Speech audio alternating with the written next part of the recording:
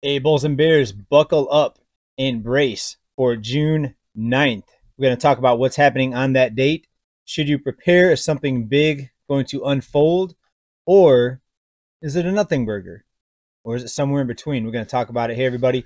My name is JJ. You're watching Bull, Boom, Bear, Bust, back with another dose of economic reality. So I think this is a pretty big deal, but I'm not making as dire of a prediction as many people are. What's happening is the United States, we're losing our dollar reserve agreement with Saudi Arabia. And let me just read you some notes I've got here. In 2024, June 9th, Saudi Arabia is going to announce that it will cease, not just announce, they will cease all oil sales in US dollars. And this is an agreement that goes back, almost 70 years. So this is a big deal. Do I think it's going to be a collapse on June 9th or June 10th? I don't think so, because as you probably know, most of you know on this channel, the world has been de-dollarizing for a while now. So this is just the latest step. But it is a big step, especially because this agreement has been in place for so long, and you have Saudi Arabia, one of the biggest oil producers in the world. Now with the US dropping off, they're even higher. So here's some information I want to put out there. The decision not to renew the pact stems from Saudi Arabia's recent innovation into the BRICS. Crown Prince Mohammed bin Salman has informed the Saudi government that the country will no longer accept US dollars for oil transactions. Folks, just a few years ago, this would have been seen as an act of war to go outside of the US dollar.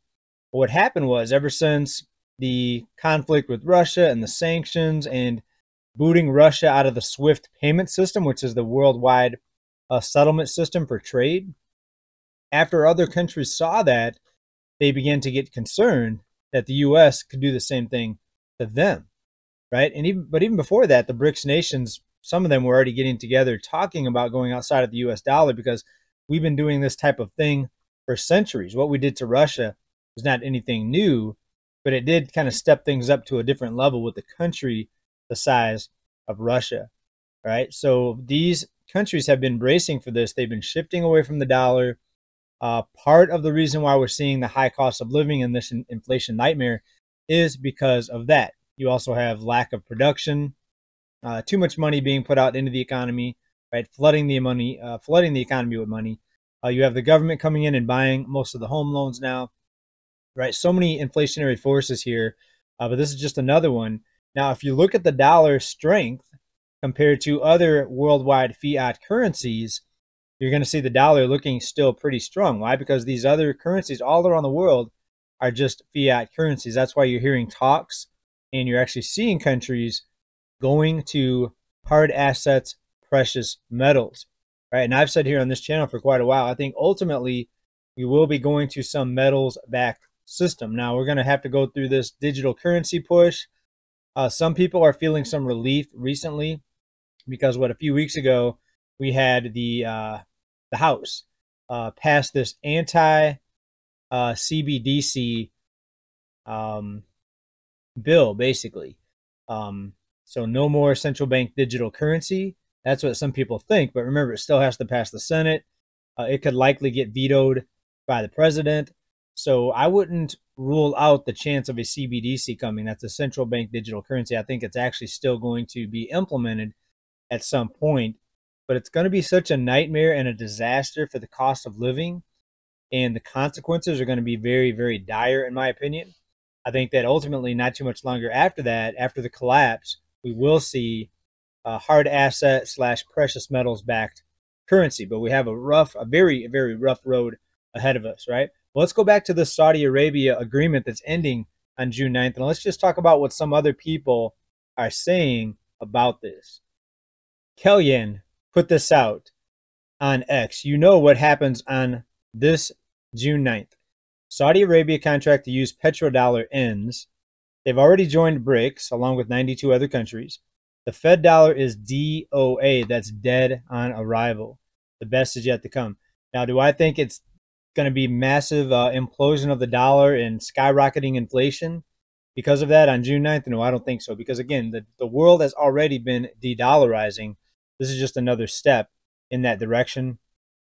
Every man prepping put it as follows, quote, not many people know this, but on June 9th, the 50-year deal with Saudi Arabia to use the US dollar solely for means to buy and sell oil ends, if not resumed.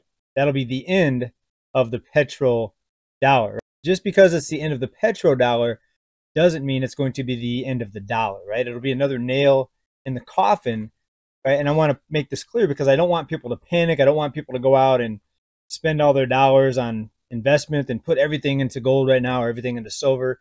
I think those are great ideas, but I don't want there to be a rush or a panic to do that, right? So typically when you're rushing or panicking into something, it doesn't end up being the best decision, right? So no panic. Again, I don't think June 9th is going to be a cliff where, you know, everything just falls apart or implodes, right? But it is something to be aware of. I'd also like to hear from you. What do you guys think about this date, June 9th? What's your prediction? Are you like me saying it's not going to be anything massive, or do you see something massive? Please let us know down below and let us know the reason why you see that coming. Now, still on the topic of the outrageous cost of living and a weakening dollar, the dollar lost over 97% of its value. I think it might be 98, even 99% is what some people are saying, since 1913. The dollar is toast, but there's a lot of other sides to it here that we want to talk about. But something else that's going to come in and further weaken the dollar and cause more inflation, unfortunately, is going to be this rate cut. We already have the European Central Bank out there ahead of the Fed in lowering rates. Now, previously, just in the past few months, earlier this year, the Fed talked about cutting rates, and then the inflation numbers came in higher than they expected. And remember, inflation numbers slowing, it's not helping anybody, right? Just because prices are going up less slowly than before doesn't make it good. What we need is deflation. What we need is deflation. But deflation is actually a dirty word when it comes to the economy because that's GDP negative, gross domestic product. Nobody wants that because then they have to say that R word, the R word that we're not supposed to say, right? Because you're supposed to believe that everything's fine, the consumer is strong and resilient. You're supposed to believe that inflation was transitory. When we told you here, what, over 2.5 years ago, it was not going to be transitory. There was too many inflationary forces, right? And that was before a lot of the other things that they're doing now popped up, right? Now we've got 0 down payment mortgages are back. It's totally bonkers, totally insane, but they are doing everything they can do to keep this bubble from bursting, but it's still not going to be wonderful because people are tapped out, right?